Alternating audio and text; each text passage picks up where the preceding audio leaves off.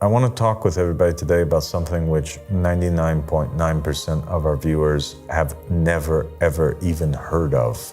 And that is that there actually exists 2 entire surahs that were written and preserved that are not placed in the current Quran, but narrations state that these surahs were from the Quran.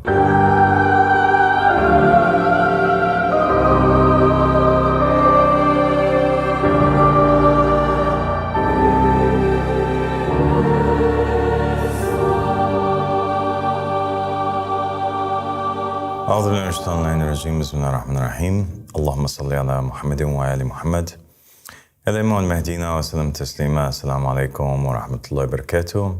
And my dear brother and companion Sanad. Wa alaikum salam wa rahmatullahi wa barakatuh, Sayyidi. Thank you for joining me. Thank you for having me. God bless you. So today we're going to talk about a really important topic. And the topic is actually, it's an answer to a lot of people that consistently ask this question.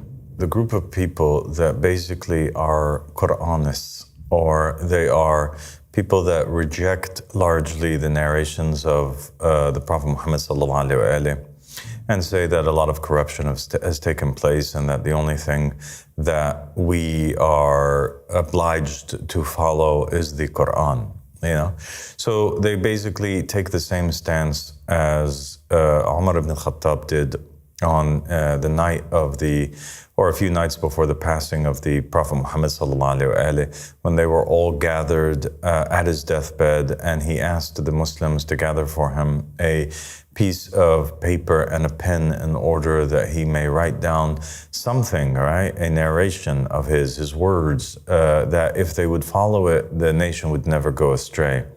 He was interrupted rudely by one of the companions, and that one was Umar ibn al-Khattab. He was identified as Umar in other narrations. And he said the Prophet is delusional, he's hallucinating, he's unwell. The book of Allah subhanahu wa ta'ala is enough for us. We have the Quran, we don't need anything else. So the people that take this stance and they reject the narrations and they only want to follow the Quran, these guys are the copy-paste images. These are the mini Umar ibn al-Khattabs that follow that particular path. And not just Umar, but some of the other companions such as Abu Bakr, that after the passing of the Prophet, for some reason, they decided that it would be too much of a fitna if the people continued to hold on to the sayings of the Prophet Muhammad. They seemed to be afraid of what the Prophet might have told some people in secret. And so they gathered up all of the sayings of the Prophet Muhammad sallallahu alaihi wasallam, and they commanded that it be burnt. And the only thing that remained be the Quran itself, right? Or the words of Allah subhanahu wa ta'ala on the tongue of his messenger, the Prophet Muhammad sallallahu alaihi wasallam. But something really interesting takes place, you know. And like I said, this episode, it's all geared towards responding to these people that continuously ask the question, if there is such a thing as an Imam al-Mahdi, right? Or there is such thing as Mahdis, or if there is such thing as the wilaya or the successorship of the Imams after the Prophet Muhammad sallallahu alaihi wasallam, this is an extremely important thing. Why hasn't this thing been mentioned in the Quran if it is so important and somebody's heaven or hell or afterlife would depend on it? And for the person who enters into Islam or was born into Islam and doesn't know any better, this is a very valid question. And it's a question that could cause a person to go into a state of doubt or not be in a place of certitude. And that's why I think it's extremely important that we address this particular topic. Yeah. First off, we want to say that in terms of the Quran itself, there is this myth that has been propagated, and we've mentioned it briefly in other in other episodes on this channel, but I want to go over it in more detail in this one. There is this myth that has been propagated that the Quran is complete. And the Quran, because of the verse in the Quran that says that we're the one that brought down the remembrance and we are the ones that safeguard it, they interpret this verse from the Quran to mean basically that they're the ones who brought down the Quran and it is God's duty to preserve it, and therefore the Quran can never be corrupted. The Quran as we have today between our hands is the exact same version in the exact same order as it came down on the Prophet Muhammad sallallahu alaihi wasallam, meaning that all of the verses are in their correct places. It's not mixed up with each other. There are no verses that are missing from the Quran, and there's no verses that are added onto the Quran. And this is pretty much what most of the Muslims today believe. By the way, not just Sunnis, but most of the Shia, Marjas, and scholars and sheikhs, they also believe the same thing, or at least they propagate this same idea that the Quran of the Muslims, Sunni and Shia, for the most part, is the Quran that we have, which is the one that was compiled by the third of the so-called caliphs or the so-called Al-Khulafa al-Rashidin after the Prophet Muhammad sallallahu alaihi wasallam, when that was Uthman, and that's why they call it the Uthmani Quran. This narrative that they have completely goes against the ahadith, the narrations, and the view that the Khulafa themselves held, and the companions that were living in the time of the Prophet and the Holy Prophet sallallahu alaihi wasallam's household themselves. All of them, the guided imams and the family members of the Prophet, and those who usurped, right, and are considered to be the rightly guided caliphs of Sunni Islam, Abu Bakr, Umar, Uthman, and all of the remaining companions at that time and the generations that succeeded after that, they totally and utterly believed the Quran to be an incomplete book, that a lot of corruption had infiltrated into it, right? And that its form right now was not the same form that it was in the time of the Prophet Muhammad sallallahu alaihi wasallam. And the reason why we know this is because of the evidence that was left behind. The second holiest book to the Sunnis, which is Sahih al-Bukhari, they consider it to be a compilation of the most authentic narrations, right, of the Prophet Muhammad sallallahu alaihi wasallam, and it preserves also in it the sayings and the words of the companions of the Prophet that lived with him, that first generation, is filled with narrations and sayings where the caliphs and the companions and the wives of the Prophet Muhammad sallallahu alaihi wasallam are proclaiming the Quran to not be complete. You have also in the Shia sources narrations on the tongues of each and every one of the imams from the Ahlul Bayt alayhim salam that succeed the Prophet Muhammad, all the way up to the 12th Imam, Imam al-Mahdi alayhi salam, all the imams between those two, proclaiming that the Quran that we have is not in its current form, and that there's another Quran that was preserved, and that the meaning of the verse itself, or the meaning that God would safeguard the Quran, is explained in another verse where it says, وَكُلَّ شَيْءٍ أَحْصَيْنَاهُ فِي إِمَامٍ مُبِينٍ, and everything we have safeguarded in a clear imam. So the Quran is safeguarded according to the household of the Prophet Muhammad, but it's not safeguarded in paper, right, on a written form, in a written form as a book. It is safeguarded in the heart, in the mind, in the soul of an infallible imam that God would place on the earth in every day and age. And each imam would inherit the real Quran from the imam that was before. And so the Quran would never be lost, because there would always be an imam who would preserve it generation after generation. And that is how God preserves the Quran, by His Spirit being amongst creation and being able to preserve that Quran, versus this idea or this notion that all human beings would have a preserved copy of the Quran through its written format that was compiled by the third of the caliphs, Uthman, after they burnt all other copies of the Quran and all other narrations that said otherwise. Yeah. The narrations of the Ahl Bayt alayhim salam also stated that there were many incidents that took place where people testified to, or the Imams narrated, that Imam Ali alayhi salam, after the passing of the Holy Prophet Muhammad sallallahu alaihi wasallam, he remained in his house for 6 months, not going anywhere, in order to accomplish his first task that was given to him by the Prophet.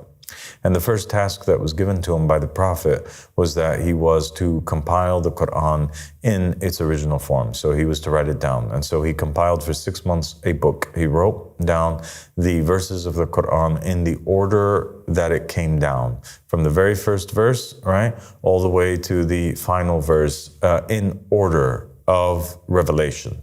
In addition to that, he added into the book the interpretations that were given to him by the Prophet Muhammad sallallahu alaihi wasallam, the zahir and the batin, the apparent meanings and the esoteric meanings of each verse, and the reasons why it came down, the circumstances and the names of the people in which the verses came down concerning. He wrote all of these interpretations and the tafsir down. So essentially, we have this book. It's a grand book, and it has in it the Quran in its entirety, and it has in that Quran a lot of verses and surahs that were not preserved in the Quran that we have today. And also in that book we have the entire interpretation and explanation of the Quran, so that the Muslim nation would never go astray. And according to the narrations, Imam Ali alayhi salam, he takes this book and he attempts to give it to Abu Bakr and Umar, and they reject and they say, we have our own Quran, we don't need your Quran, get out of here. And Imam Ali alayhi salam said, then you will never see this book again. It will remain with my family until the emergence of the Mahdi, and then it will be him who will take out that book and bring it forward to the people. And there are many narrations that state that the Qa'im comes with a new matter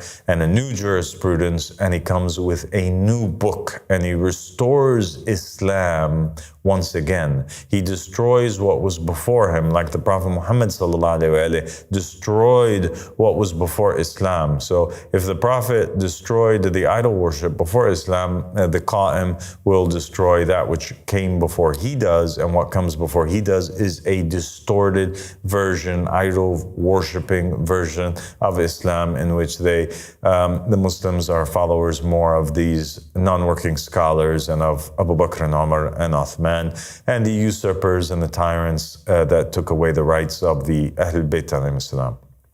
The narrations continue, and they state that he comes with a new book, and they say that he comes and basically his companions will be setting up tents in the middle of Kufa. The non-Arab companions of the Qa'im will be teaching the Arabs the Quran as it came down.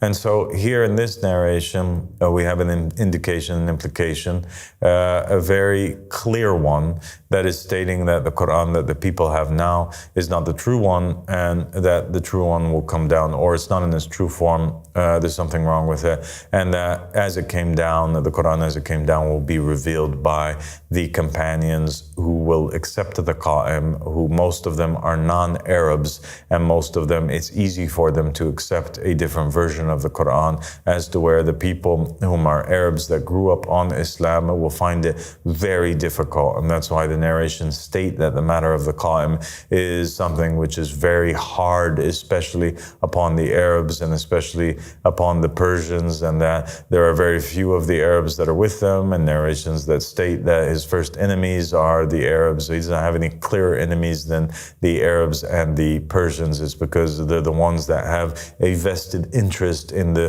preservation of the current version of the Quran because of the fact that they were propagating it, and they were the ones that speak its language, or at least the Arabs speak its language. And another narration mentioned that nothing will be more harder upon the person that has memorized the Quran than the memorization of the Quran in the time of the qa'im, because it comes down in a completely different form and way. And so those are a few of the many narrations that we have in Shia Islam which speak to this fact that there is a very big problem, and the problem is the corruption of the Quran. In terms of Sunni Islam, when you go over there and you look at Sahih al-Bukhari, it's absolutely filled, Muhammad, and you know that. It's filled with narration after narration after narration, in which the companions are stating that the Quran as it is not complete.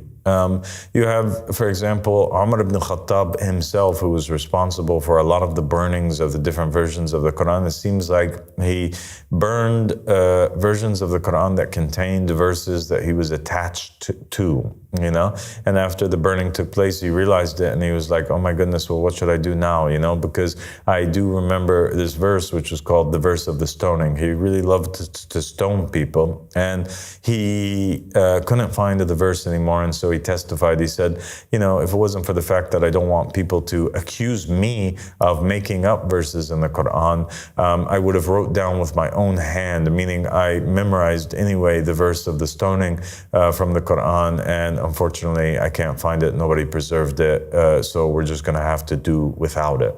Other companions said, in these Sunni narrations, they say nobody should say that they have memorized the entire Quran. Rather say that you've memorized what has survived from the Quran, because much of the Quran has been lost. Other narrations have companions in there in which they state that there were entire surahs from the Quran that were deleted, that weren't preserved in this new version that they have.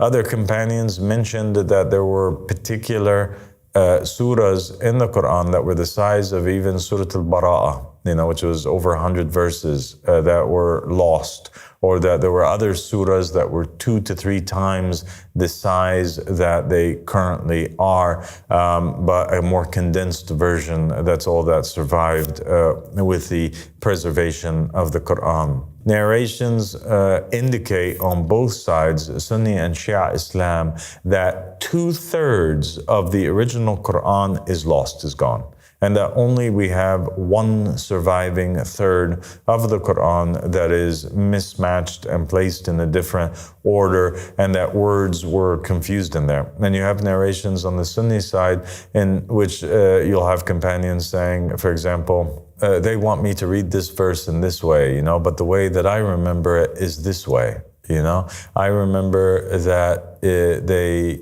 said, وَاللَّيْلِ إِذَا يَخْشَى وَالنَّهَارِ إِذَا تَجَلَّى وَالذَّكَرِ وَالْأُنْثَى. But they want me to recite it in a different way, and they'll argue with one another about particular verses and particular surahs in this way. And you have in Shia sources tons of hadiths that basically have the imams saying, don't recite the verse in this way. This is the way that the verse came down. You have Aisha, the very wife of the Prophet Muhammad proclaiming that there were parts of the Quran, verses of the Quran that was written and it was hidden underneath the bed, and it was eaten by a chicken or eaten by a goat, and that it was lost in that way. There were conversations in which she talked about verses that pertained to breastfeeding the adult, and that these verses verses were changed or were taken out of the Quran or condensed, mismatched, misplaced. And so you have a consensus by the family of the Prophet. And also, I wrote about this in The Goal of the Wise, and people can look at it and read about it in more details. They have to do is go to our website and go to the library section, and you can download and read The Goal of the Wise for free, or you can order a physical copy of it. And when you go to the chapter of the corruption of the Quran, I've placed in there a lot of explanation and evidence to the fact that there even exists today different versions of the Quran that are being sold actually in the Muslim world, and that if you go online, you can order these different versions of the Quran, and you can do a side by side comparison of them for your own self to verify that even today there's different versions of the Quran. So we're not even talking about something in the past, but nonetheless there's this consensus between the family of the Prophet, between the Prophet's companions, between his wives, between the caliphs, and between the people that came hundreds of years later, right? Decades and decades later, like, for example, the author of Sahih al-Bukhari and the author of Sahih Muslim, and these narration books, these were written hundreds of years later after the Prophet Muhammad sallallahu alaihi wasallam, or over 100 years later, and they contain inside of it all of these narrations, which means that the person who preserved it and verified them to be authentic narrations believes in them and adopts these views, meaning that many generations after the Prophet Muhammad sallallahu alaihi wasallam, the Muslims were united in the fact that the Quran, which is currently with them, is not the true Quran, it's a different Quran. Yes. Such a very important fact that you have proven very clearly, and it's and leaves no excuse to the people today to deny that the entire generation that was contemporary to the revelation of Quran and the people who have supposedly related today, they all agree that it wasn't the version that Muhammad and the Ahlul Bayt had. So we have here, I'm going to just point out a few parts of from the Goal of the Wise, a few narrations here that we have. For example, in Sahih Muslim, we have a narration in which Abu Musa al-Ash'ari states that we used to recite a surah which resembled in length and severity Surah al-Bara'ah. And I have, however, forgotten it with the exception of this which I remember out of it. If there were two valleys full of riches for the son of Adam, he would long for a third valley, and nothing would fill the stomach of the son of Adam but dust. Isn't that incredible? Indeed. In Sahih Muslim, you have one of the companions reciting. How precious is this? How precious is this if we are looking upon a verse of the Quran that is not in the current Quran, that nobody's reciting anymore. And we're lucky enough to have that. Here we have that in Sahih Muslim. We have this verse that they're saying was left out.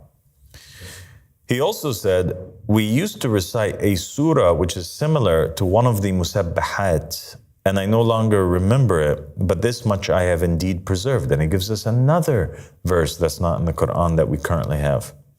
O you who truly believe, why do you preach that which you do not practice?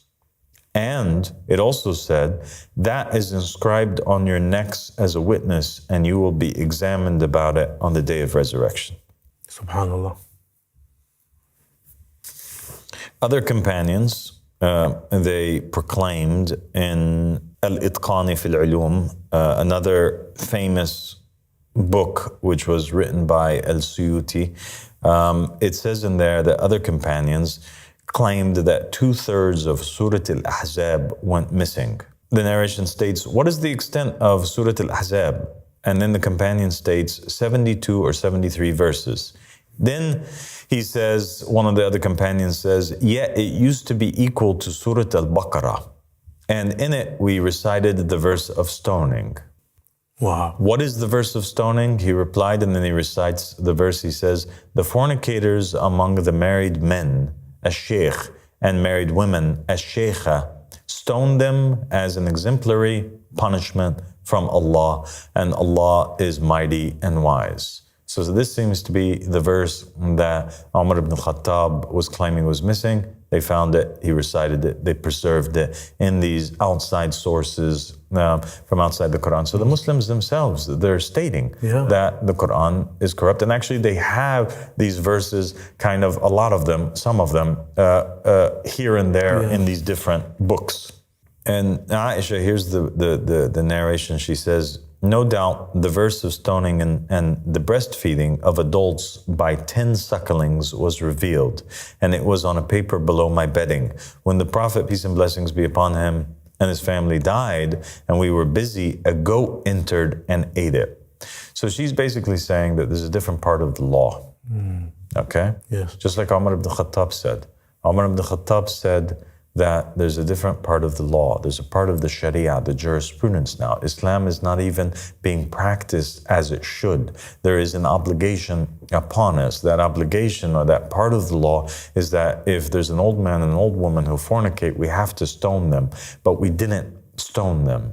Okay, we don't stone them anymore because that verse didn't survive. So we're not practicing Islam as it should. We're not upholding the covenant as we should. Aisha is saying the same thing, that there's this part of Islam where if there's a man and a woman that are not mahram on each other, right, that are not related to each other, if you want to make them related to each other, then, for example, if you and there's another woman that's not your sister, not your mom, not your relative, not your wife, not your daughter, if you want to be around her and be able to hug her, kiss her, just like a son would do his mother, or brother his sister, and never be able to marry one another, well, there's a solution for that. And the solution, according to her, was a verse that came down in the Quran where a woman, an adult woman, can breastfeed 10 times a man, and then by that man breastfeeding from her, he becomes mahram on her. Now, I'm not saying that that's correct. What I'm saying is that we have here examples of these companions and the generations afterwards stating that there are verses that are mentioned from the Quran. Do you get it? Yes.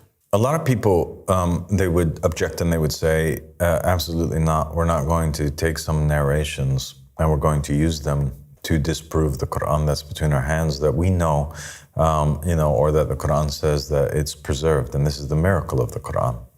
And the problem in that is that you have narrations from Muhammad and the family of Muhammad alayhi salam, and from the messenger himself that state that the Quran cannot be interpreted without a companion or without a guide or without an imam who will explain it. And that's the reason why there's so many sects that exist, and they're all fighting one another from after the death of the Prophet Muhammad up until the current day. Now, you'll remember in Islamic history, it's extremely ugly. After the death of the Prophet Muhammad, what happens is that Muslims break down into two groups. One group of Muslims are fighting against another group of Muslims. There's armies of 70,000 people battling against one another. And on one side you have companions like Talha and Zubair, and you have like Aisha, the wife of the Prophet Muhammad sallallahu alaihi wasallam, going out to lead an army, sitting and riding on a camel against the Prince of the Believers and the husband of the daughter of the Prophet Muhammad, and his cousin and his successor, Imam Ali alayhi salam, and his companions on one side, and they're fighting a vicious fight against one another. And this is because the guide of the Quran is no longer there, and these Muslims now are indifferent with one another over the meaning of the verses and over the religion itself. And so the book has to have its author with it, or the companion of the book, the person who preserves it. And that's essentially what the narrations of the Ahlul Bayt alayhim salam are stating. There's also this other thing that the Ahlul Bayt alayhim salam said, and the Prophet Muhammad sallallahu alayhi wa said, he really emphasized on this, and his Ahlul Bayt emphasized on this, that there is this golden rule that exists. And the golden rule is that if you hear a narration from Muhammad or attributed to Muhammad or the Ahlul Bayt, you are not allowed as a Muslim to deny it. No matter how absurd it seems, you cannot deny the information, especially if you are in doubt about its source or you don't know if it's true or false. So the Muslims nowadays, what they want to do is they want to hear these narrations, they want to put their fingers in their ears like the people in the time of Noah, when in the Quran it says that they put their fingers in their ears and they covered their faces with their clothing in order to not hear the message. The Prophet Muhammad said, this is entirely false. You can't do that. If anybody comes to you, right, saying that the Prophet Muhammad or his Ahlul Bayt alayhim salam said something, you are obliged to, you are forced to accept it rather than deny it. You must accept and assume that it's true instead of denying it and assuming that it's false until the matter is clarified. So the right thing to do, the automatic reaction that the believer must have, is that he accepts those words that are attributed to the Prophet or to the Messenger, lest they deny something which was really said by the Prophet Muhammad sallallahu alaihi wasallam, and that means that it was really said by Allah subhanahu wa ta'ala, and by that action they would have belied God from above his throne and the Messenger and the Ahlul Bayt alayhim salam, and that is a grave sin. And so if you receive a news, if it's false or a made up one, then the sin of believing in it falls upon the shoulder of the person who lied and who made up the narration, until you find out for sure, without a shadow of a doubt, that it is something which is belied, after you take it back to Muhammad and the family of Muhammad and you ask them about it. But you never belie it, because belying the narrations is belying God Almighty. And so taking that line of thinking, of accepting and obeying that command from Allah subhanahu wa ta'ala on the tongue of the Prophet Muhammad and his messenger, accepting these narrations, that means what? That means that we have to accept all narrations unless proven otherwise, unless we have an infallible who tells us, right? So there's no such thing as now ilm al-rijal, or the study of the to scrutinize the narrators and the companions and say this was a trustworthy person or this was not a trustworthy person. We have to throw that all outside of the window. And by the way, that's exactly what the major Shia books that were written by Majlisi and other than them, some of the narrations you'll have in there that the Shia accept narrations that have a chain of narrators, and then a lot of the times you'll have a Sheikh al-Suduq or a Majlisi or these guys, they relay the hadith directly from Imam al-Sadiq alayhi salam or directly from the tongue of the Imam without a chain of narrators, because the Shia accept it and they quote these narrations and they use them because they know that the chain of narration, the science of or the school of thought that is interested in studying the reliability of the men, this is a science that in it and of itself is unreliable, because there's no way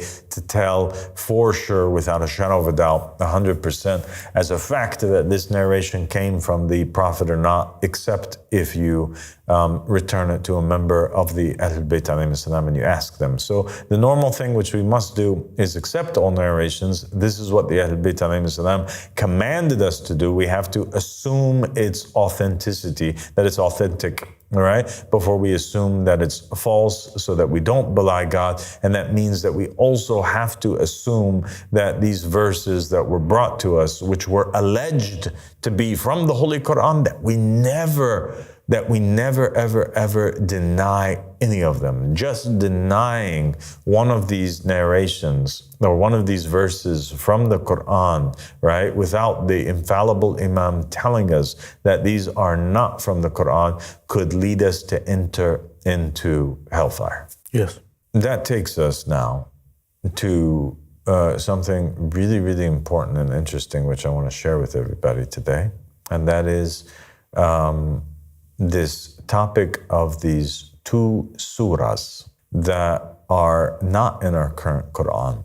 So far, we've examined the narrations, and we've had in those narrations them quoting particular verses. But I want to talk with everybody today about something which 99.9% of our viewers have never, ever even heard of.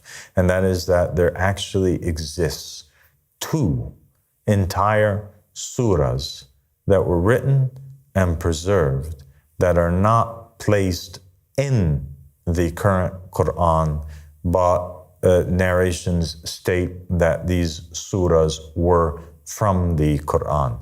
One of them is called Surat An-Nawrain, the surah of the two lights. And another surah is called Surat Al-Wilaya. Have you ever heard of these two? No. Yeah.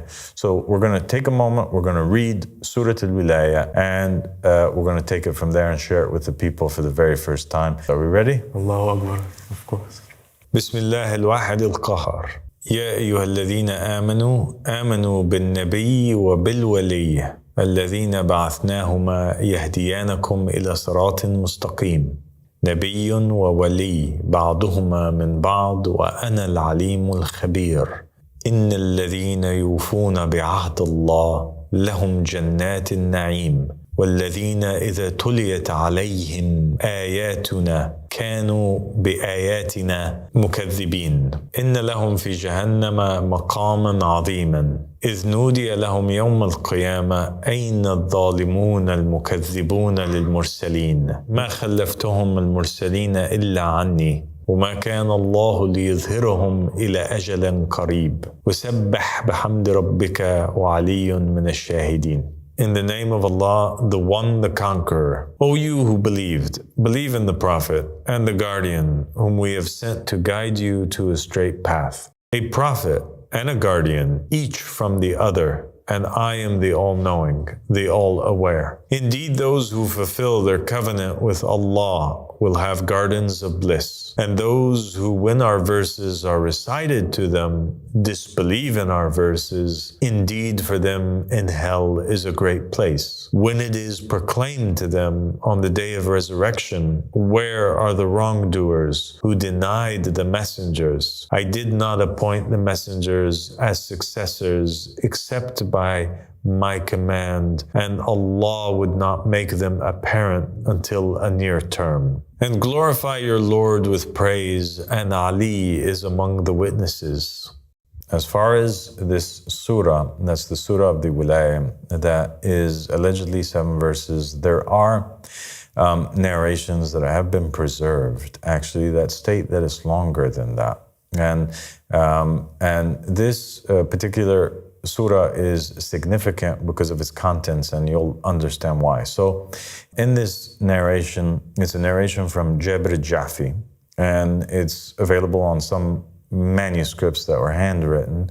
And this narration itself, it states that Jabir al-Jafi basically says that he asks Imam al-Baqir from him his light about the Quran. And he asks him the very question which we posed at the very beginning of this episode, which is, why is not the Imams, the Mahdi, the names of the Ahlul Bayt alayhim salam in the Quran if they're so important, right? And that's something that we hear a lot from Sunnis, and certainly we also hear from other people from other sects and other religions. Yes. Oh, Jabir, would he mention the spider and the mosquito and the flies and the lice and not mention our names, the Ahlul Bayt? Verily, they, meaning the enemies of the Ahlul Bayt, deleted these names of ours from the Quran in hatred of Ali and Fatima. Jabir said, oh, my master, can you show me the place of that in his book? And so he said, in a surah that they have deleted, and in verses that they have corrupted. And what I shall give you, hold tight to it, or else they shall cut off your hands and your legs from the opposite sides. Know, Jabir, that it is سورة أنزلناها وفرضناها وأنزلنا فيها آيات بينات لعلكم تذكرون. A surah which we brought down and we made it obligatory, and we brought down in it verses that are clear in order that you may remember. And then he recites the following surah, which is the surah of the wilaya, but with an extension. So the surah of the wilaya, it's 7 verses, and it's available out there, and this is with an extension to it. It says, بسم الله الواحد القهار يا أيها الذين آمنوا بالنبي والولي اللذين بعثناهما يهديانكم إلى صراط مستقيم نبي وولي بعضهما من بعض وأنا العليم الخبير إن الذين يوفون بعهد الله لهم جنات النعيم فالذين إذا تليت عليهم آياتنا كانوا بآياتنا مكذبين إن لهم في جهنم مقام عظيم نودي لهم يوم القيامة أين الضالون المكذبون للمرسلين ما خلفهم المرسلين إلا بالحق. So it's a little bit different than the other one. وما كان الله لينذرهم إلى أجل قريب فسبح بحمد ربك وعلي من المشاهدين. Instead of الشاهدين, in this version it says المشاهدين. وفاطمة نوري وبها أستعين وذريتها أوليائي هدى للمؤمنين حسن وحسين وعلي الساجدين ومن ذريته ثامن السامعين إني خلقت السماوات والأرض بنورها المبين فاسجدوا لها إن كنتم بها موقنين سأطوي السماء باسمها الكريم والأرض أجعلها جنة للصابرين والذين ظلموا نوري أولئك سأمسخهم أجمعين أبدانهم كأنها أبدان الشياطين أولئك أصحاب فرعون وهامان وإبليس المنذرين والذين استجابوا لأبنائها المهديين الله تحملهم رياح نجائب والأولين أولئك شيعتها لهم الفائزون يوم يقوم ابنها المستعين ذلك يوم لا ينفع الظالمين يولون منه فرارا خائفين إن المؤمنين هم المسلمين فلا تكونوا من الغافلين وتوبوا قبل نزول آمين ثم قال والحمد لله رب العالمين. And then he said, Alhamdulillah Rabbil Alameen, my master, I have full certitude in you. He said, yes, O Jabir, and if it wasn't for that, we would not have picked you. Allahu Akbar, Allahu Akbar. Subhanallah, glory be to God. So, Jabir al-Jafi says, he said, I asked the one who knows, meaning Imam al-Bakr, from him is light about the Quran and whether Allah mentioned your name in it. He said, O Jabir, does the spider and the mosquito and the fly and the lice get to be mentioned in the Quran and our names not mentioned in the Quran? What do you think? The people of the house will not be mentioned while the fly and the spider and these little critters are mentioned? By Allah, they omitted them out of the hatred that they had towards Ali and Fatima. Jabir says, oh my master, clarify to me then, where is it in his book? He said, in a surah that they have omitted and in verses that they have altered.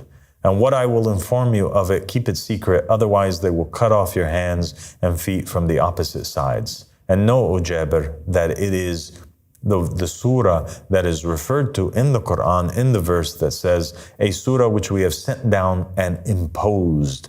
And in it we have sent down clear verses that perhaps you may remember. So this verse in the Quran, this one that says, وَسُورَةً فَرَضْنَاهَا, is referring to Surah Al-Wilaya. And Surah Al-Wilaya, he's saying, is a surah that mentions in it the names of the Ahlul Bayt alayhim salam. And this surah was altered And the names of the Ahl Bayt were taken out, which we saw in the first version of Surah Al-Wilayah that's around. We didn't find in it the names of the Ahl Bayt. It was only 7 verses. The rest of it was cut off. And then eventually the entire surah was taken out of the Quran altogether.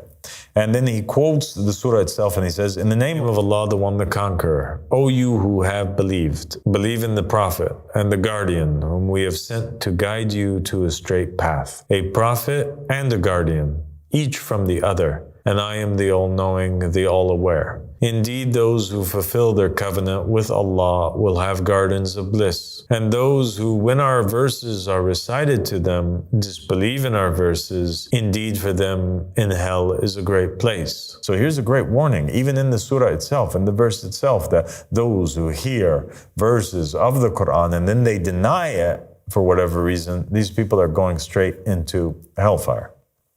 Yes. When it is proclaimed to them on the day of resurrection, "Where are the misguided ones who denied the messengers? He did not appoint the messengers as successors except with the truth, and Allah would not grant them respite until a near term. So glorify the praises of your Lord, and Ali is amongst those who watch, and Fatima is my light, and through her I seek assistance, and her offspring are my guardians. Guidance for the believers, Hassan and Hussein, and Ali the prostrators, and from his offspring the 8th of the listeners." So obviously there's a play on words. Ali as-Sajjad is mentioned in there, wa Ali min as-Sajidin, right? Yes. That means that they're all prostrators, but it's a specific one because Ali, son of al-Hussein, his nickname was as-Sajjad, or the prostrator.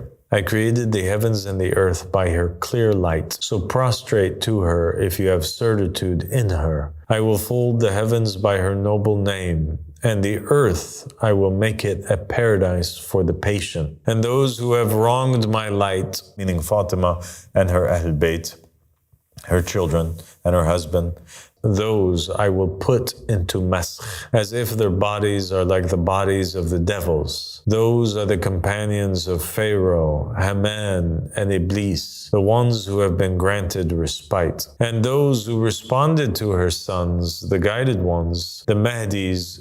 All right, so now it's referring to the 12 Mahdis that come after the 12 Imams. You have in the surah, it mentioning in there by name Ali and Fatima and Al-Hassan and Al-Hussein and Ali Zayn al-Abidin or Ali as-Sajjad, and then the 8 from her sons, which are the remaining 8 Imams that lead to Imam al-Mahdi alayhi salam. And then you have a reference to the Mahdis. Who are the Mahdis? "They will be carried by the winds of my chosen, and the first ones. Those are her followers, Shia, and they will be the victorious ones, the ones who support the Mahdis. On the day when her son, the one who relies on God, will rise." So that's a reference to the Qur'an. "That is a day when the wrongdoers will not benefit. They will flee from him in fear. Indeed, the believers are the Muslims, so do not be among the heedless and repent before the descent of Ameen." SubhanAllah. Incredible. It is incredible, isn't it? Incredible. So we'll leave that for food for thought for the people, and inshallah we'll meet together in another episode. And alhamdulillah rabbil alameen, and sallallahu ala Muhammadin wa ali Muhammad, wa al-Mahdina wa sallam taslima.